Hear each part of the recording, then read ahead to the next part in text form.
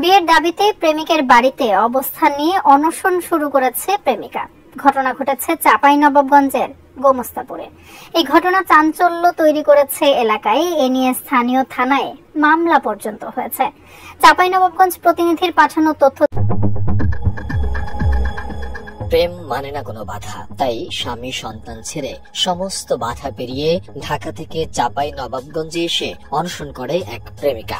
ঘটনাটি ঘটেছে জেলার গোমস্তাপুর উপজেলার রহনপুর পৌরসভার নুনগোলা মাস্টার মহল্লায় ফরহাদ রেজা মিলনের বাড়িতে।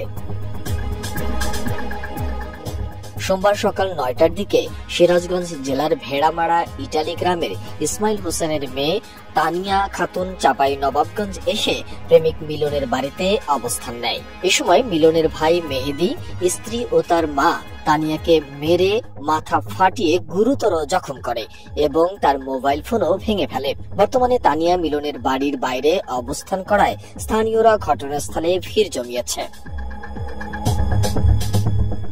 তানিয়ার অভিযোগ, প্রেমিক মিলন তাকে বিয়ের প্রলোভন দেখিয়ে প্রায় ১ বছর ধরে তার সঙ্গে দৈহিক মেলামেশা করে এবং তার অজান্তে মোবাইল ফোনে ভিডিও ধারণ করে। মিলন নিয়মিত তাকে ব্ল্যাকমেল করে বিভিন্ন সময়ে মোটা অঙ্কের টাকা হাতিয়ে নিয়েছে। ১ বছর ধরে সে আমার সাথে ব্ল্যাকমেল করে আমার সাথে মেলামেশা করতে, প্লাস আমার থেকে ১ বছর ধরে আমি যা ইনকাম করছি সব টাকা সে নিছে। আমার ব্যাংকে টাকা ছিল সেগুলোও সে নিছে। আমাকে সবসময় বিয়ের প্রলোভন দেখাইতো, সে আমাকে বিয়ে করবে, এই মাসে করবে না সামনে মাসে করবে, এভাবে আমার টাকাগুলো নিত। এখন না আমার স্বামী আমাকে ডিভোর্স দিয়ে দিয়েছে। আমার চাচা শ্বশুরকে ফোন দিয়ে বলছে যে আমার হাজবেন্ড যদি আমাকে ডিভোর্স দেয় তাহলে সে বিয়ে করবে, এই জন্য সে আমাকে ডিভোর্স দিয়ে দিয়েছে। এখন সে বিয়ে করে নাই, ঢাকা থেকে পালা আসছে এখানে। আমি আসছি সকালবেলা ৯টা, এখানে আসছি ৯টা, সাড়ে ৯টার দিকে।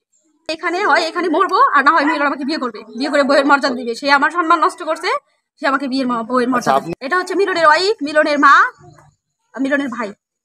মিলনের ওয়াইফ আমাকে মেরে মাথা ফাটাই দিছে। আর যখনই তারা জানে যে আমার ফোনে প্রুফ আছে, এই জন্য আমার ফোনটা আগে ভেঙে দিছে।